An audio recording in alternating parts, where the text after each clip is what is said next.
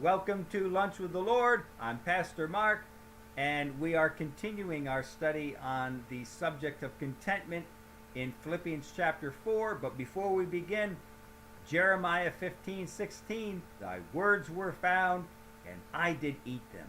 And thy word was unto me the joy and rejoicing of my heart. Now, as we saw last lesson, Paul here says in verse 11 of Philippians chapter 4, Not that I speak in respect of want, for I have learned in whatsoever state I am, therewith to be content. Paul said, I have learned something. There was something that I did not know before, but now I've been put in God's school, and God, the teacher, has taught me something. And what has he taught me? That in whatever situation I'm in, to be content. And this Greek word for content is autarkes. And autos means self. And archeo means to be sufficient or satisfied. So this Greek word means to be self-sufficient or self-satisfied, to be strong enough in yourself to deal with something. All right? Now, the Greek word that Paul uses here means to be self-sufficient. But what Paul really means for the Christian, for us who are saved, what it really means is for us to be Christ-sufficient. Okay? As a Christian, we don't want to be self-sufficient. We want to be Christ-sufficient. Paul learned that in whatever circumstance he found himself in, he was dependent upon Christ's sufficiency to supply all of his needs. Remember, Paul was brought up in a very well-to-do house, well-to-do city, had great education. He had no experience or knowledge in poverty or being in need or being without anything. And Paul said that since he came to Christ, he had to learn something. He was taught something by God, and that was to be content in whatever situation he was in, because God stripped him of all these things and made him made him dependent upon himself. Sufficient is God, all right?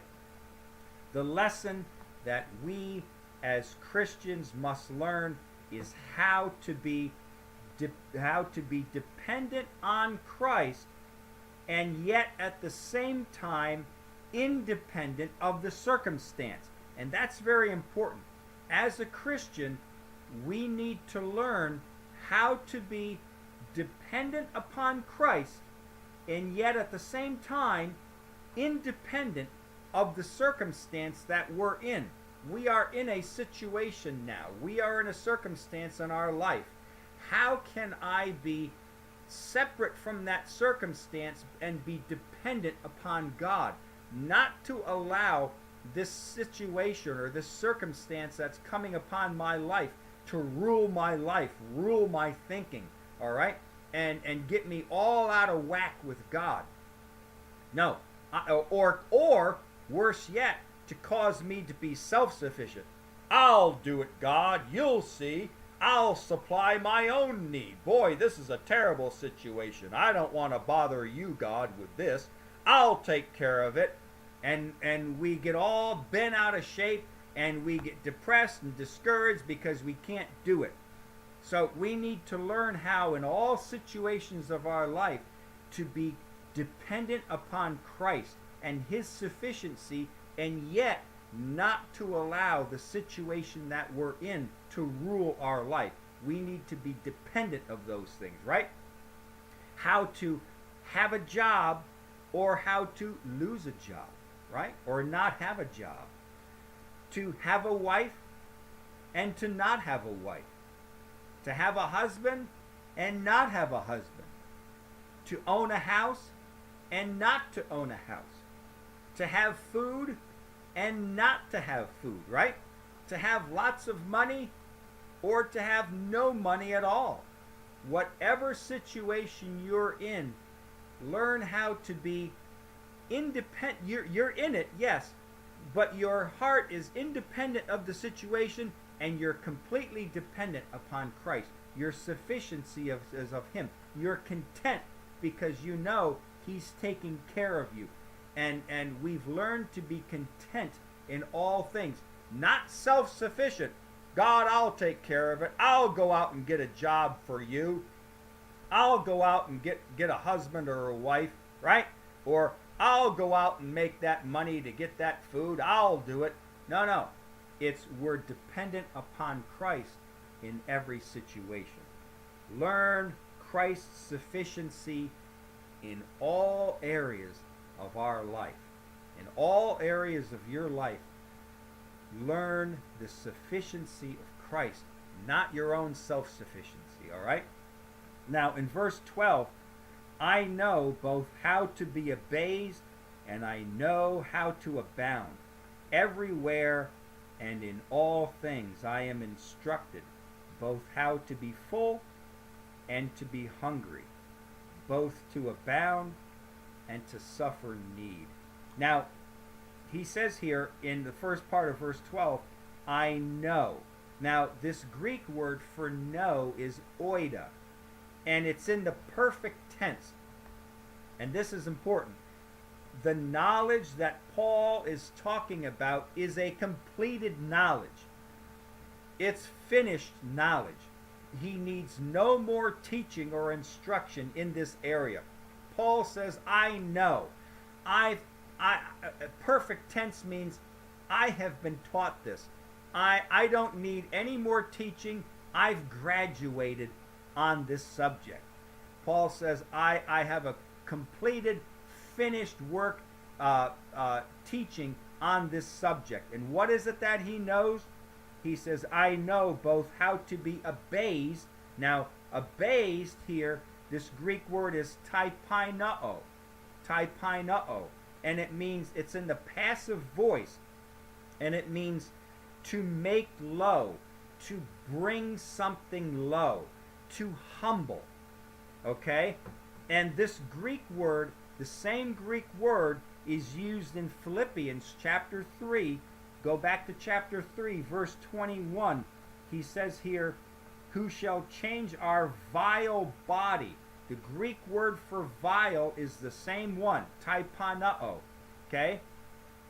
And it literally means the body of our humiliation. So he says, who shall change our body of humiliation. And then the same Greek word is used in Philippians chapter 2, verse 8, where Paul says, and being found in fashion as a man, speaking of Jesus, being found in fashion as a man, he humbled himself. Humbled. The Greek word here for humbled, taipainao. Okay? And Jesus made himself low and became obedient to death, the death of the cross. Okay? But here in verse 12, when Paul uses this Greek word, he uses it in the passive voice. The passive voice is used for this Greek word in this context, meaning that Paul received the action of being made low or of being humbled. And so Paul says, he says, I know, I have experienced, I've graduated both how to be abased. Paul says, I was abased. Paul says, he doesn't say that I produced my own abasement. I didn't humble myself. No, it wasn't me who humbled me. He said, I received the action of being humbled. Okay, well then, who was producing that action of humbling Paul? It was God. Remember, God had him in his school, and God, the teacher, was teaching Paul how to be abased, how to be humbled. So God, the ultimate teacher, was teaching Paul and was producing this action of abasing Paul, of humbling Paul. And Paul said, I've learned how to receive the action of God's humbling upon my life. Okay?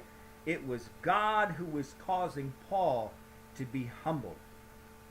So, verse 12 here, he says, I know both how to be abased and I know how to be abound.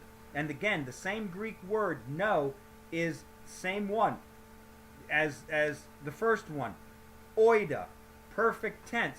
Paul says, I've learned how to be abased, how to be humbled by God. But he says, I also learned how to abound. And this Greek word for abound means an exceeding measure, over and above the normal amount. It's not just abound a little bit, like a little above. Oh no, this Greek word for abound means to superabound, to have an well over abundance of something, okay? Now, what's beautiful about this word is that it's in the present tense. It's present tense. It's interesting that Paul uses the present tense for this word abound. Why? Because where is Paul? Paul's in prison. Paul says, I am abounding. Present tense right now. I'm abounding. And Paul's in prison, right?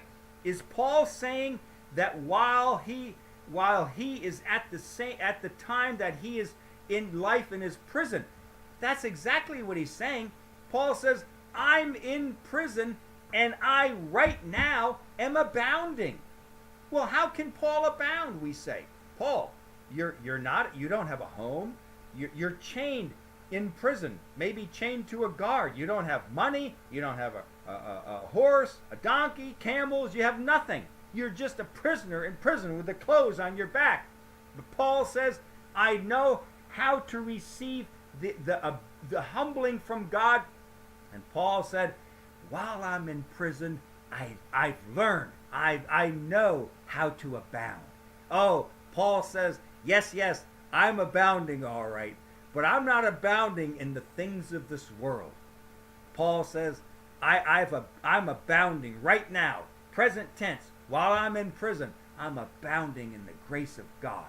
I'm abounding in the love of God. While I'm in prison, surrounded by nothing, I'm surrounded by walls. Maybe a prison guard is chained to me. I've learned I'm abounding in prison. I've got I've got superabundant mercy, superabundant grace, superabundant compassion from God towards my life. Oh, I've learned that. Even in prison, I could be out of prison. I could have millions and millions of dollars, but that wouldn't make me happy. You know what makes me happy? You know what makes me abounding? The grace of God, the mercy of God, the forgiveness of God, the justice of God, the righteousness of God. I'm in prison. Oh yeah, you think I have nothing. No, that's not true. Oh, I'm abounding. Present tense, right now. Oh, I've learned how to be humbled by God. Yep. Now, he says, I know how to abound. And guess what? Right here in prison, right now, you think I have nothing? I've got everything. Everything I need. I've got it right here. Oh, I'm abounding. Yep, I'm abounding in the Lord. And that's a tremendous thing. And that's a tremendous lesson for us. Why? We need that same attitude to learn to abound. Whatever situation we're in, we abound in God. We abound. We have the attitude that I have overabundance of whatever I need from God's sufficiency on my life. Right? That's true. That's a tremendous promise from God. All right? Until next lesson, walk with the Lord. I know He walks with you.